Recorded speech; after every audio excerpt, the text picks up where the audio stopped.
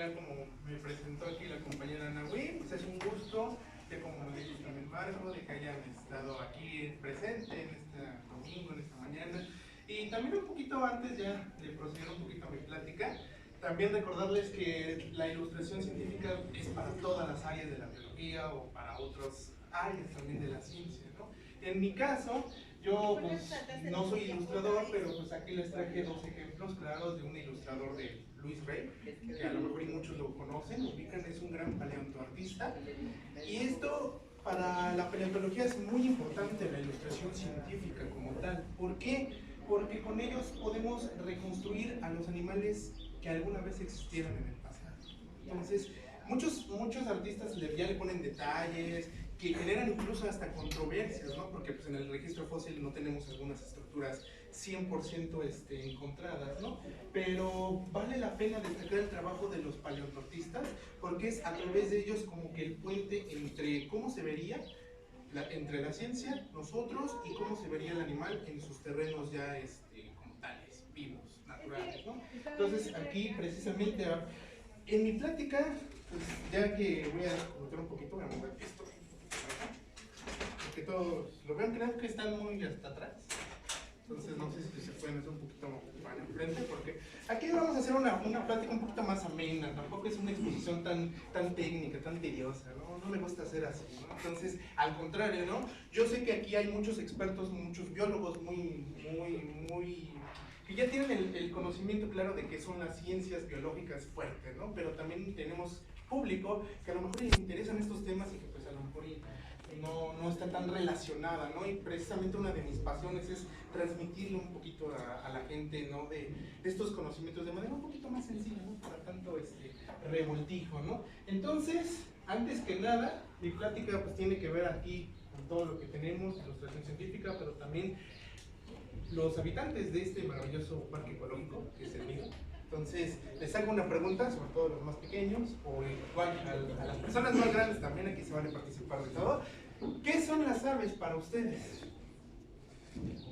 ¿Qué son las aves? El que quiera participar, adelante. ¿Qué es una ave? Para ustedes, claro.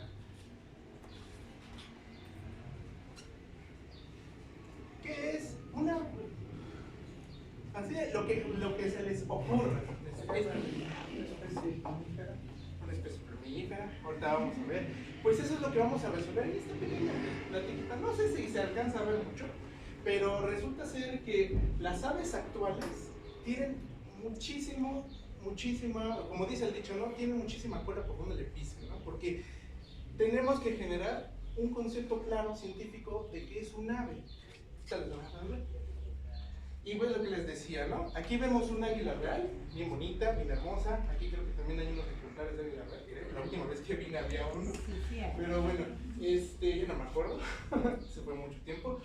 Generalmente cuando vamos a la escuela, pues siempre nos ponen la misma tónica, ¿no? Que existen los peces, que existen los reptiles, que existen los anfibios, que existen los mamíferos y también las aves, ¿no? Esos son los 5 grupos básicos de vertebrados que existen en todo el mundo, ¿no? Pero ¿cómo podemos definir un ave? Al final de cuentas, pues es un organismo que tiene plumas, que pone huevitos, que al final de cuentas genera su propio calor interno, etcétera, etcétera, etcétera.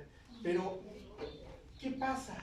Y que vuela también, ¿no? Pero si ya lo comparamos un poquito, los mamíferos también llegan a poner huevos. ¿Se acuerdan quiénes son los únicos que pueden llegar a tener o ponen huevos?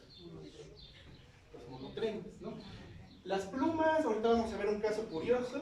Pero, por ejemplo, ¿son los únicos animales que vuelan?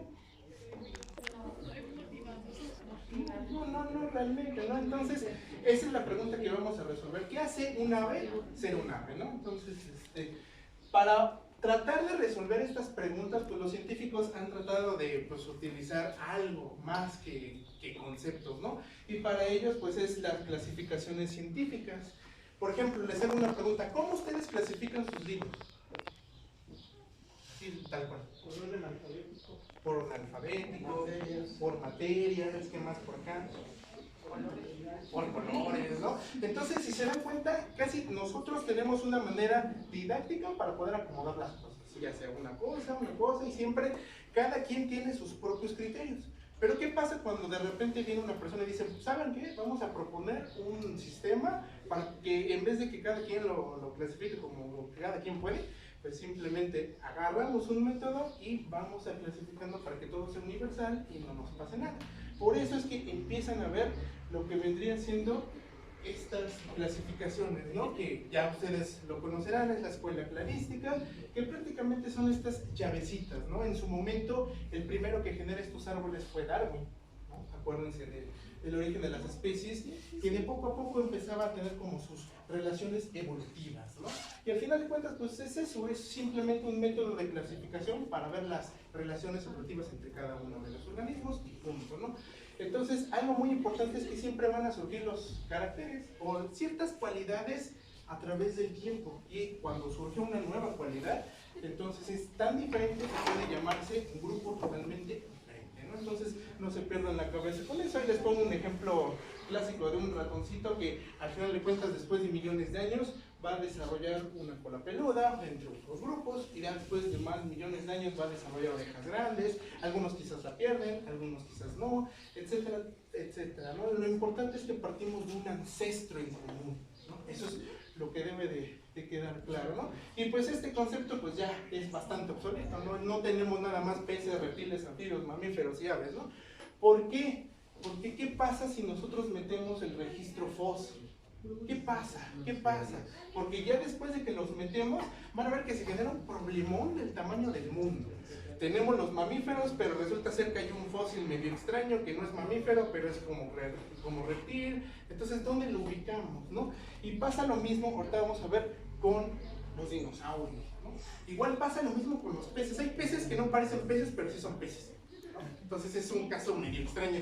Y también hay que recordar que el registro fósil, pues al final de cuentas es un rompecabezas. ¿Quién no ha armado un rompecabezas en su vida y le falta una pieza? Cuando nos falta una pieza hasta nos enojamos, decimos, no, pues es que no podemos resolverlo, quién sabe cómo queda el rompecabezas, ¿no? Quién sabe cómo se vea. Es precisamente lo que trabajamos nosotros los paleontólogos, con piezas bien pequeñitas, que al final de cuentas quién sabe qué es lo que pueda surgir, ¿no? Vamos a pensar un poquito en los paleontólogos del pasado. Ustedes, vamos a viajar en el pasado, hagan de cuenta que ustedes bórrense todos los conocimientos de biología que ustedes pueden aprenderse y de repente les encuentra algo como este. Este fósil es el famoso Archaeopteryx, ¿no? Está aquí al lado izquierdo, está acá. Y se encontró en Alemania por ahí de 1861 aproximadamente. Y pónganse en el papel de los investigadores en ese momento. En ese momento, pues, no se tenía tanto bien la escuela de la evolución, apenas y Darwin estaba desarrollando la teoría maravillosa que es el origen de las especies, ¿no? Su libro tan maravilloso, y al final de cuentas, cuando vemos las aves y de repente nos dan esto, ¿qué piensan ustedes? O sea, pónganse en el papel de eso, por ejemplo, los más pequeños. ¿Qué le ven de diferente a esto? Lo más que puedan ver. Ahorita vamos a desenmarañarlo todavía más. Desde acá. ¿Qué le ven al fósil? O sea, sálganse ahorita no queremos teorías evolutivas. Primero, vamos a ponernos en los científicos del siglo XVIII y XIX. ¿Qué le ven al fósil? Tenía alas, ¿qué más? Tenía las plumas, ¿qué más? ¿Qué de diferente hay con el fósil, con el esqueleto de las aves normales? ¿Qué de diferentes hay? ¿Qué diferencias? Por eso les digo acérquense, ¿no? Pueden acercarse más porque sé que la pantalla es medio chiquita. Así que no hay ningún problema. Vemos que, por ejemplo, la principal diferencia entre las aves del esqueleto de hoy en día es una cola bastante larga, tipo casi lagartija, ¿no? Entonces vemos que a pesar de que la cola es bastante larga, ahí están las plumas. ¿Vale? Ahí las podemos observar. Y otra cosa, eso que está de rojo, que lo vemos, que se llama fúrcula, que es un huesecito que une las clavículas de acá, también está presente en el Archaeopteryx. No se alcanza a ver, pero es un huesecito como de forma de sonrisa colgate acá en el fósil, ¿no? El extraño. Y eso también es parte del animal. Y este fue uno de los primeros fósiles de Archaeopteryx que se encontró en el mundo. Entonces, las primeras ideas es que las aves vinieron de algún reptil antiguo. En esos momentos se pensaba, ¿no? ¿A qué reptil? ¿Quién sabe, no? La segunda hipótesis, ya cuando se estableció lo del origen de las especies y Thomas Huxley empezó a hacer la defensa de la tesis de Darwin, pues él propuso que las aves descienden de los dinosaurios. Vamos a ver ahorita qué es lo que pasa. Y al final de cuentas, nosotros estamos viviendo en el denominado siglo XXI, pero ya en el siglo XX cambiamos el concepto. ¿Por qué? Porque se da una de las cosas más importantes, que es el renacimiento de los dinosaurios con el descubrimiento del Deinonychus, que es prácticamente el raptor de Jurassic Park, ¿no? Y a partir de los 2000 se encuentran estas cosas en China. Vean, ¿qué es lo que más se conserva ahí? Lo que alcanzan a ver. Aparte de los huesos, claro. ¿Qué? La cola, ¿qué más? Hay algo más evidente. Las plumas. Entonces, ya viendo todo esto, ¿realmente un ave se puede definir con la presencia de plumas? ¿No? Exactamente. Y ahorita vamos a ver esto. Y el tercer concepto en el que vivimos ahorita, y en el cual la ciencia está más que aceptada, es que las aves, al final de cuentas, pertenecen al grupo de los dinosaurios. Y ahorita vamos a ver por qué. Bueno, ahorita ya se nos fue el chat.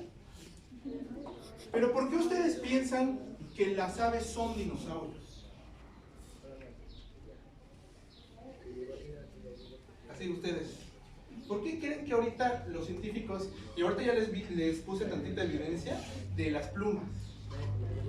Eso es un fuerte indicio de que por ahí anda algo extraño. ¿Mande? Las escamas, también hay fósiles, bueno, hay presencia de fósiles que tienen escamitas. Ahorita vamos a ver algo muy importante. Primero, ese es el famoso, ya visto por millones de personas, cladograma de los dinosaurios, ¿no? ¿Qué significa dinosaurios? Pues lagartos terribles. Y fue un término que por ahí de 1842 más o menos fue acuñado por Richard Owen, un señor ya viejito, que examinó algunos restos fósiles de ahí que estaban en Europa. Pues los examinó, vieron que eran huesotes largos y dijo, no, pues son lagartos terribles, ¿no? Lagartos gigantescos. Ya después, con el tiempo, vamos a ver ciertas características que hacen a los dinosaurios ser dinosaurios. En primer lugar, comparen la imagen del cocodrilo y ahora vamos a ver, por ejemplo, uno de estos dinosaurios. ¿Qué es la primera diferencia entre un cocodrilo y estos animales? Perfecto. Primera diferencia es eso, la postura erguida. Tenemos un levantón. Ahora, volviendo también al tema de los cocodrilos, en el cuello, ¿qué es lo que podemos observar? Sí, muy directamente. Por ejemplo, los grandes dinosaurios gigantescos, los saurópodos, ¿qué tienen en especial en el cuello? Las vértebras, ¿en qué forma?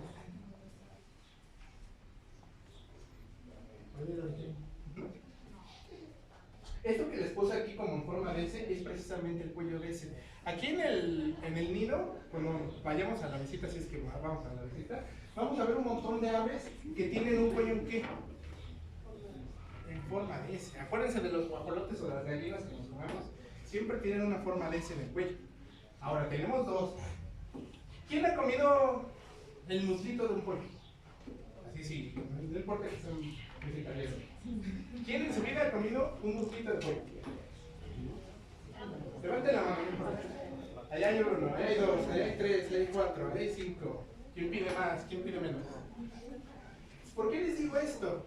Seguramente, por curiosidad, cuando se come bien ricos en el mundito del pollo, está bien sabrosito, bien tostadito, sé que alguna gente agarra y le quita hasta el cuerito más profundo del hueso, ¿no?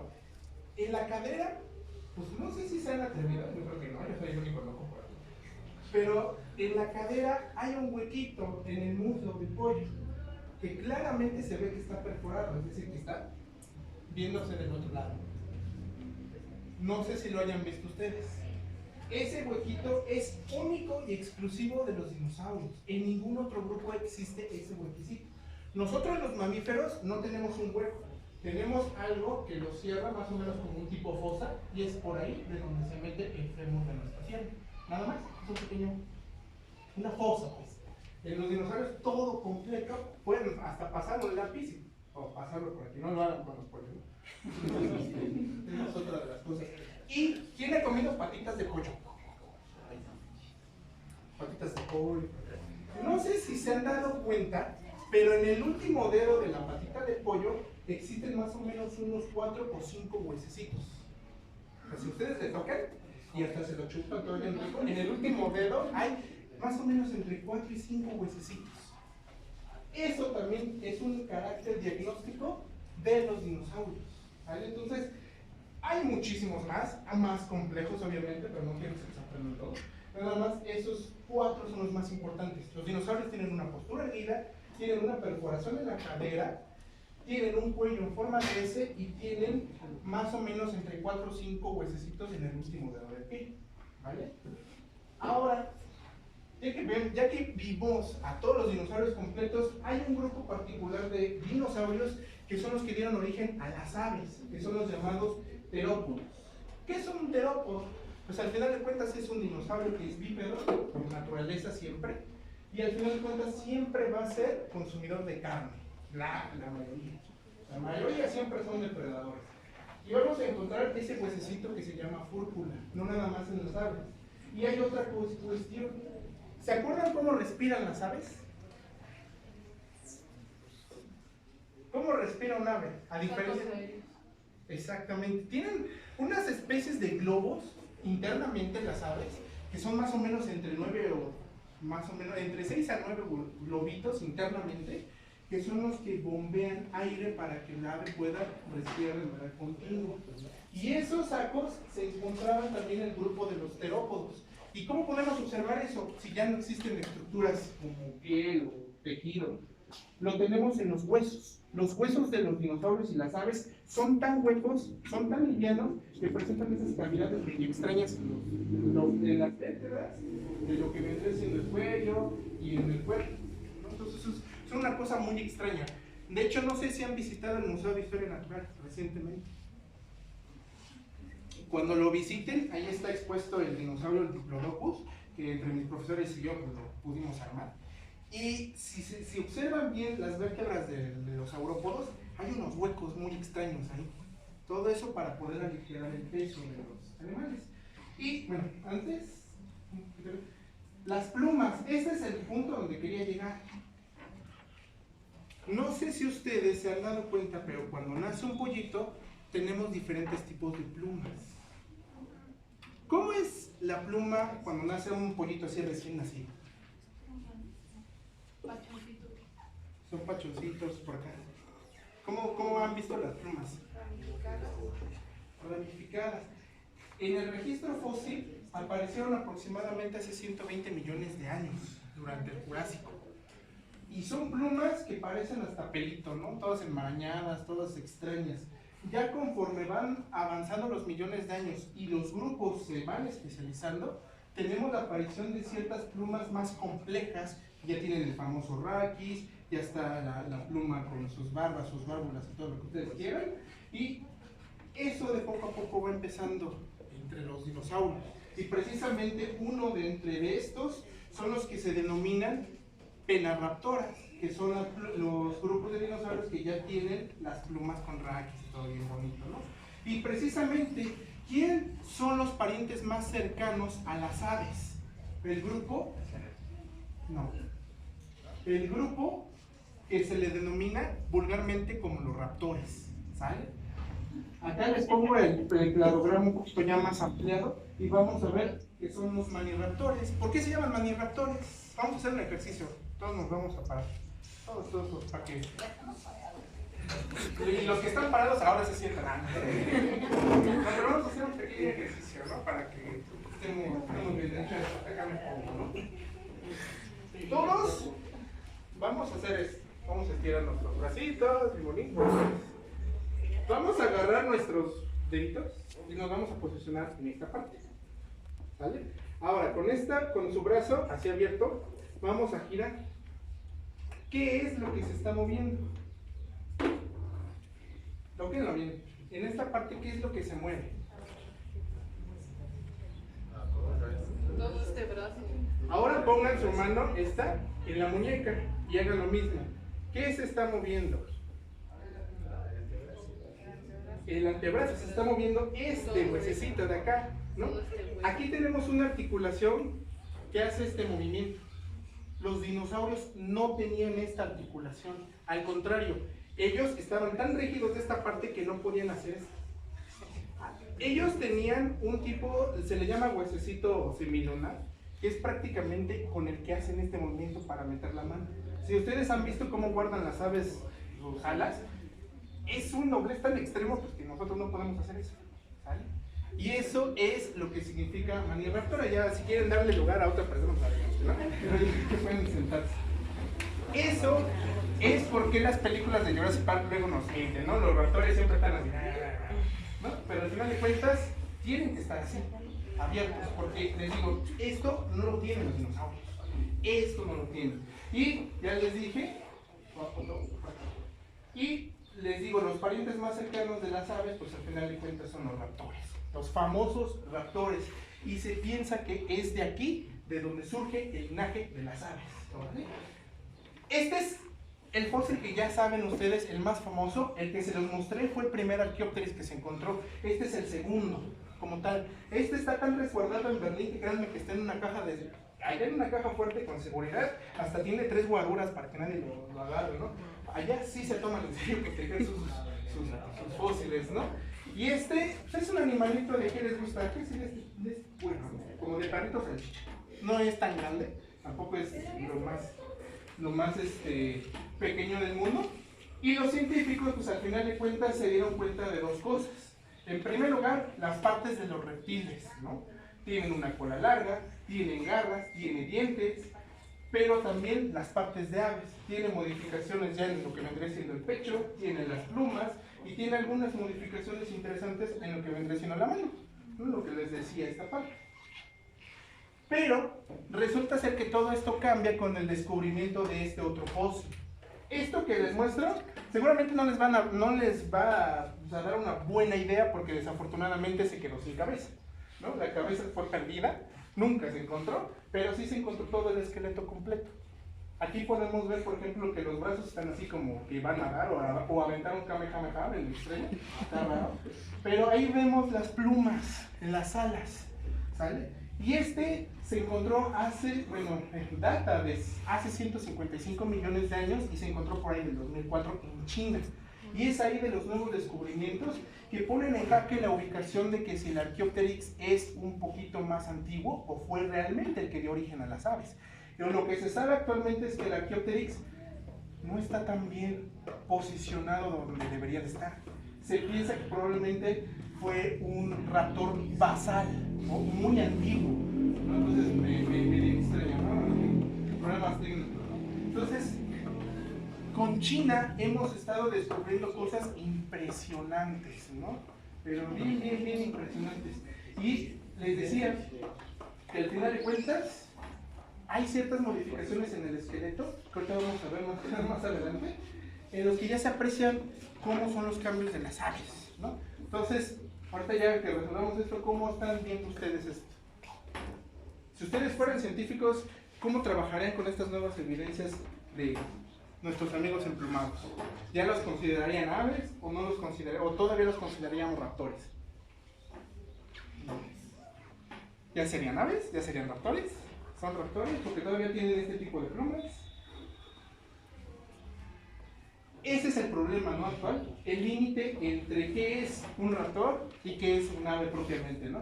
Ahí vemos la reconstrucción del fósil que les dije y se saben incluso los colores de ese animal, o sea, eso es impresionante. Se sabe realmente, por aquí me habían dicho las técnicas de modelado 3D, esas técnicas se han llevado a cabo en la paleontología, principalmente en Utah y en China, donde se pueden reconstruir estas cosas así. Se han visto microscopía de barrida precisamente para poder sacar los colores de estos animales. Y resulta ser que este Anchiornis tenía una cresta así como tipo mohicano, roja. Y sí se saben los colores, ¿no? Esto es lo que quería llegar. Aquí vemos 4 cráneos distintos de diferentes especies. Allá arriba tenemos un troodóntido, que es un familiar de uno de los raptores. Por acá tenemos el Anchiornis, el cráneo del Archaeopteryx, y por acá está un gorrión común, que es el gorrión de España. ¿Qué es lo que notan de diferencia y qué es lo que notan de semejanza? El hueco gigante. Hay un hueco gigante. ¿Ese hueco gigante qué creen que sea? El ojo, exactamente, ¿no? ¿Qué más? ¿Qué más detectan? ¿Qué semejanzas? Que la boca está distinto acomodada. Perfecto, perfecto. Vean cómo la boca, las mandíbulas se empiezan a hacer como más chiquitas en pro de un pico. Y el pico empieza a ser más relevante. ¿Qué más? ¿Qué más les...? ¿Se acuerdan? Acuérdense que esto es, los paleontólogos es como si tuviéramos un libro siempre constante de encuentren las diferencias entre estas imágenes. Es lo que nosotros hacemos prácticamente, ¿no? Entonces, ¿qué más diferencias le encuentran o qué semejanzas más le encuentran? El cráneo, ¿qué tiene el cráneo? Pues es más, como que más compacto. Exacto, ¿no? Ya está más compacto y está más redondito, ¿no? ¿Hacia qué área está más redondito?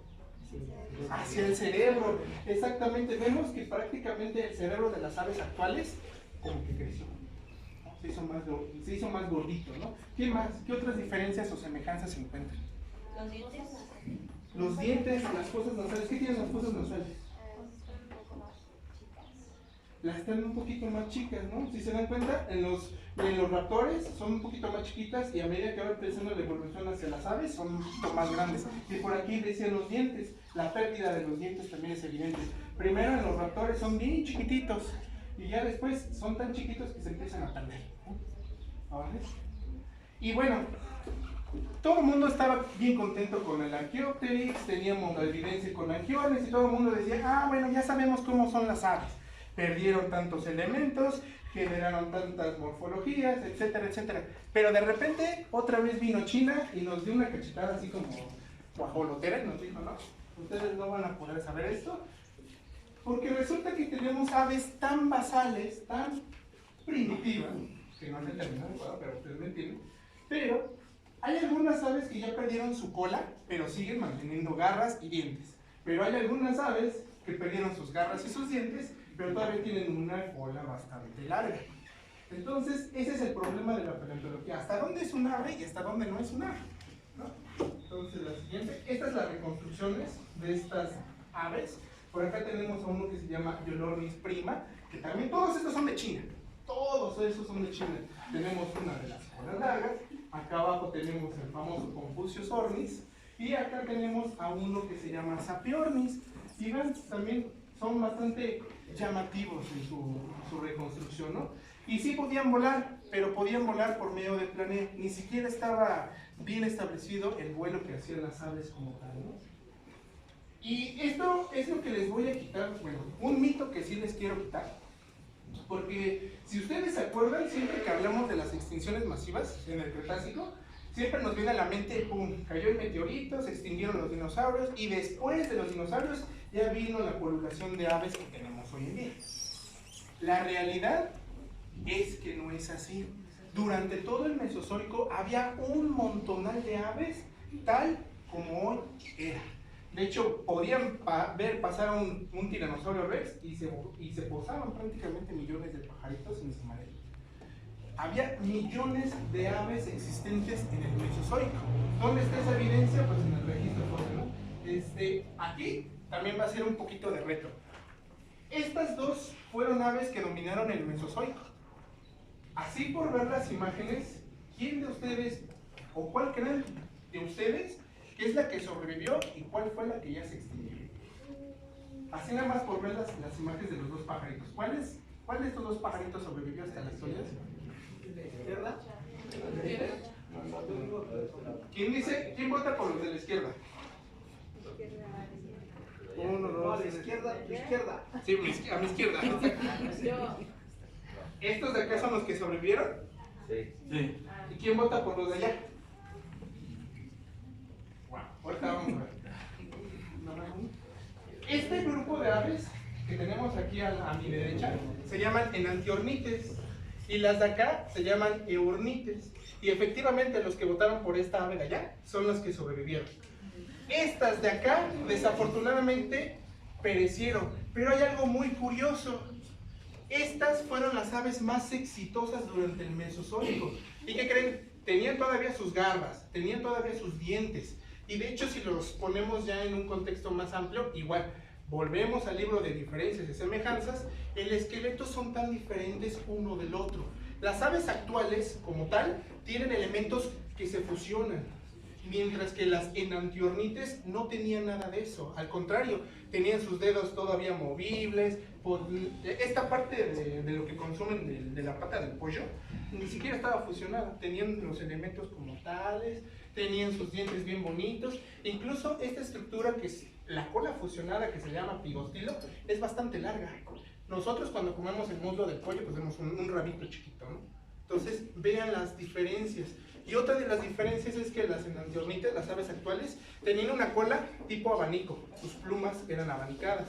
Mientras que las enantiornites, pues simplemente era un pequeño penacho, que a lo mucho salían 2 plumas larguísimas, ¿no? Y se preguntarán, bueno, ¿por qué unas fueron tan exitosas? Porque las enantiornites eran exclusivamente arborícolas. Vivían en las selvas, vivían en los bosques, siempre allá arriba, en los árboles. Y podían estas dos volar con vuelo batido como hoy en día. Mientras que las otras dijeron, no, nosotros no vamos a interrumpir a las enantiornites que vivan allá en los árboles, nosotros vamos a ser acuáticas. Nosotros vamos a ser acuáticas para no interrumpir a nadie, ¿no? Entonces, de poco a poco se han ido encontrando evidencias. Este es una enantiornite, igual allá, este es de Europa. Y esta se han encontrado fragmentos de ámbar que tiene la patita dentro, completa con escamas y todo, así como ustedes lo hubieran visto en Jurassic Park. Completamente ahí está la patita del ave, que es una enantiornite, es un polluelo que desafortunadamente se quedó en la resina del árbol, ¿no? Y esto data de aproximadamente 99 millones de años, mientras que este esqueleto es de 120 millones de años, ¿no? Para que vean las formas tan variadas que tenían. Y como les decía, las otras, las aves, fueron principalmente acuáticas, ¿no? ¿Cuál fue uno de los fósiles más recientes? Es Ichthyornis, que vemos ahí casi se parece a un pelícano, ¿no? Medio extraño. Y ya las reconstrucciones de estas aves son así. Pero estas aves, a pesar de que son un poquito ya más modernas, todavía siguen conservando sus dientes, hay unas pequeñas garras, pero ya estas ya empezaron a tener sus elementos fusionados, ¿no? Y se ha encontrado otro, por ejemplo, en la Antártida. Sí se han encontrado fósiles allá y se han encontrado, por ejemplo, la estructura que les permite cantar a las aves. Entonces, probablemente, allá por casi finales del Cretácico ya podían cantar estas aves, ¿no? Entonces, es bastante impresionante lo que se ha encontrado en estos momentos. Y esto es lo que les decía, ¿no? Las aves más abundantes durante todo el Mesozoico fueron las enantiornites, y las aves modernas, o llamadas también eornites, pues al final de cuentas sí tenían su pequeño nichito y todo eso, pero pues todo cambió cuando la nación del asteroide atacó, ¿no? Y pues se nos llevó, vean nada más la diversidad que se nos llevó, bueno, ahorita, ¿no? Así como pasó ahorita, ¿no? Esto de rojo es todas las aves que desaparecieron. Si yo les pongo un porcentaje, más o menos el 83% de todas las aves del Mesozoico murieron con el impacto del meteorito. Y las únicas que sobrevivieron pues fueron estas aves pequeñas acuáticas que pues no volaban. Por eso es que las aves que actualmente se consideran las más primitivas son las que no pueden volar, como los avestruces, como los casuarios, todos ellos son las famosas paleognatas, ¿no? Y precisamente ahí tenemos como que el contraste entre lo que sucedió y lo nuevo que ahorita se está investigando, ¿no? De las aves actuales. Y bueno, entonces, ¿qué es un ave con todo esto? No, que no lean acá. ¿Qué es un ave? Volviendo a la pregunta inicial. Ya con todo lo que hemos visto. Son dinosaurios evolucionados. ¿Qué más? No tienen dientes. Tienen pico. No tienen dientes, tienen pico, no tienen garras. No tienen garras, sus elementos son fusionados. Miren, nosotros como biólogos le ponemos un nombre rimbombante a todo. Ahorita les voy a dar el concepto simple, pero así biológico, el concepto es este. Sí, va a sonar medio extraño, pero así es, ¿no? Las aves son dinosaurios terópodos, maniraptores, con plumas penaces, con una anatomía totalmente modificada, ¿sale? En pocas palabras, tienen elementos óseos modificados y solamente sobrevive un linaje de tantas aves que existieron en el Mesozoico, que son las neornites, que son las aves actuales. Y en pocas palabras, pues simplemente las aves son dinosaurios terópodos altamente modificados, ¿sale? Así de sencillo. Eso es un dinosaurio terópodo que sobrevive hasta nuestros días, ¿sale? Entonces, pues yo les agradezco mucho su atención y cualquier duda.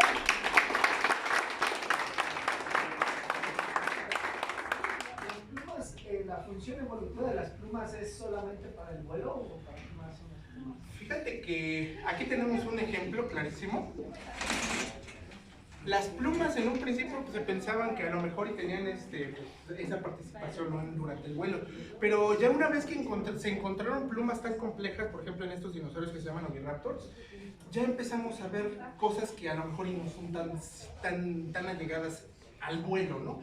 ¿Por qué? Porque los brazos de los oviraptores son pequeños pero tienen plumas complejas. Entonces se piensa que el principio o la pertenencia de las plumas primero fue como de proteger, como de abrigo. Después empezaron a evolucionar para que ya fueran más llamativas para, por así que el cortejo, ¿no? Para la discoteca y todo lo que se ofrece. Y pues después de que vieron que, otro uso importante, por ejemplo, de las plumas es cubrir el nido, ¿sale? Porque eso también es importante. Se han encontrado evidencias de estas mamás polluelas que prácticamente se sentaban así y cubrían el nido con sus plumas de esta manera, ¿no? Entonces, precisamente así nacieron, o al menos esa fue su función clave. Ya con el tiempo, algunos grupos dijeron, pues nosotros no nos interesa proteger nuestra crianza, nosotros vamos a volar, ¿no? Y ya después empezaron a volar. Las hipótesis que se manejan con el vuelo, pues ya son totalmente diferentes y de chile, mole y pozole, ¿no? Pero pues al menos esa es la función. Primero como de abrigo, después como para más o menos moverse ahí con el cortejo, después para proteger a los huevitos y ya por último, pues ya el vuelo. Así sería la secuencia. ¿Alguien tiene alguna otra duda? Aprovechen. No, sí, aprovechen el compañero. ¿A poco no ya se antoja su recorrido para que vean todas estas aves que les ofrece el nido? Bueno, pues muchas gracias, compañero. ¿Sí? Supuestamente se dice que los dinosaurios también murieron por el tamaño de sus heces. No sé qué tan cierto sea eso. Sí hay algunas teorías medio locochonas para la hipótesis de los dinosaurios que se extinguieron. No sé si se acuerdan de la escena de Jurassic Park, donde prácticamente el Triceratops hizo un popó y es una montaña así, y hasta el doctor Ian Malcolm dice, vaya montaña de mierda, ¿no? Entonces, esa imagen que nosotros vimos de Jurassic Park es totalmente irreal. Sí se han encontrado popós de dinosaurios, pero son del tamaño de la computadora, no son montañas de este tamaño, ¿no? Y pues, no estaba al tanto de esa hipótesis de que se hayan extinguido con la popó. No me imagino cómo se han de haber extinguido, probablemente por un virus, transmisión medio extraña que a lo mejor por ahí anduviera el factor. Pero sí saben, por ejemplo, hay una teoría que, con relación a lo que tú me comentaste, hay una teoría bien locochona que dice que a lo mejor y las plantas tuvieron un tipo de veneno especial y no sé qué, y se comieron y todos murieron, ¿no? Entonces, no hay evidencia de eso, tampoco hay evidencia de que la popó los hayan matado, pero todo apunta a fenómenos naturales fuertemente, ya sea del impacto del meteorito o algún tipo de volcán superpoderoso que haya explotado en el Cretácico, ¿no? Ya la última pregunta. Al contrario, al contrario. ¿Por qué fueron aves acuáticas? Yo cuando pusiste la imagen me imaginé que las chiquitas pues han sobrevivido porque me imaginé que era porque habían podido volar más alto, ¿no? Pero ¿por qué fueron las acuáticas las que sobrevivieron? Se piensa que fueron por dos cosas. En el momento en que tú modificas tu anatomía para poder cambiar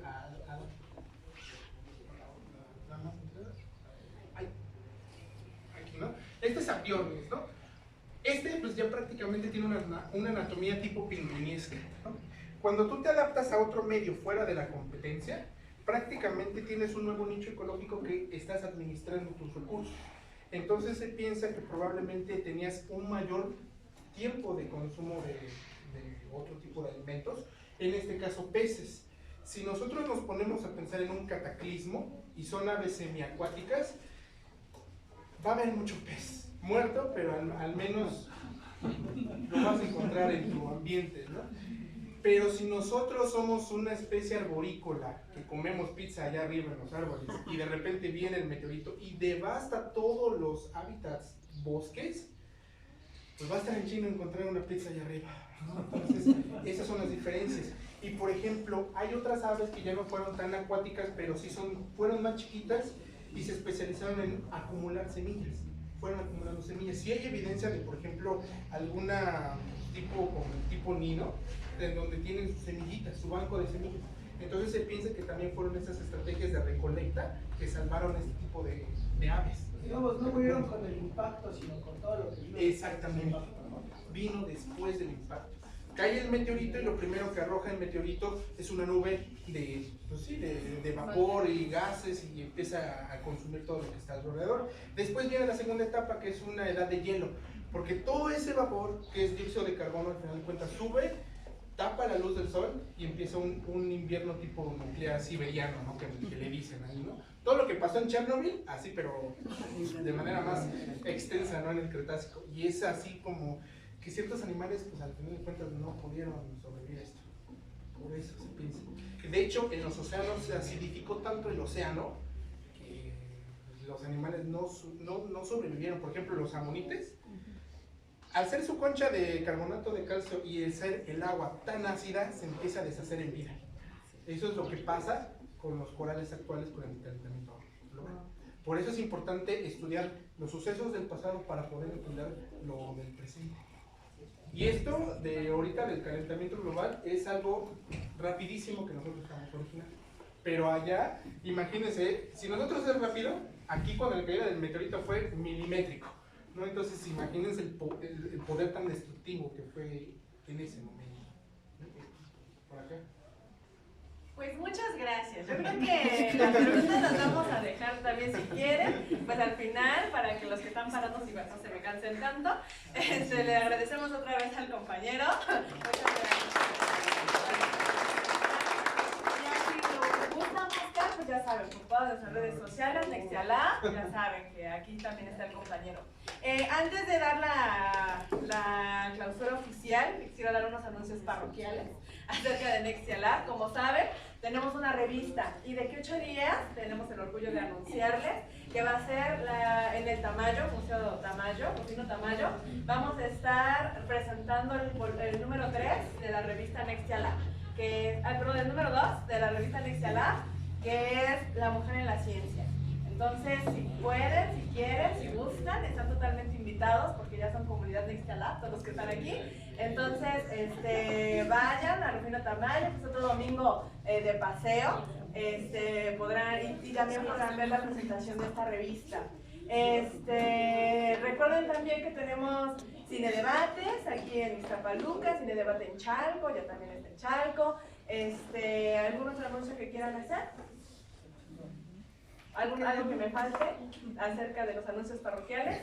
Sí, solo para aclarar, la presentación de la revista es dentro de el sábado 7 a las 11 horas en el Tamayo. Así es. Ok, bueno, están todos invitados, seguramente también estarán en nuestras redes sociales. Y entonces pasa compañero Marco, que él ha sido el encargado como de todo este proyecto, para que pueda dar la clausura final a esta exposición.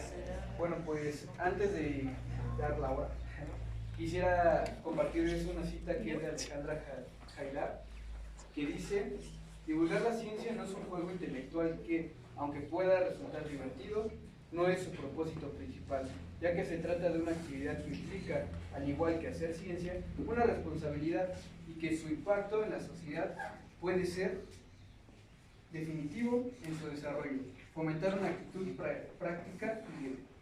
De esta forma, pues les agradezco a todos que el día de hoy, 1 de marzo, a las 12:15 damos por clausurada la exposición itinerante aquí en el aviario El Libro. Muchas gracias.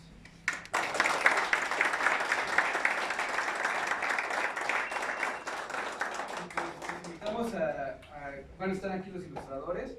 Si gustan charlar con ellos, tienen alguna duda sobre sus técnicas y les gusta ilustrar, pues adelante, podemos conocerlos, podemos hablar con ellos.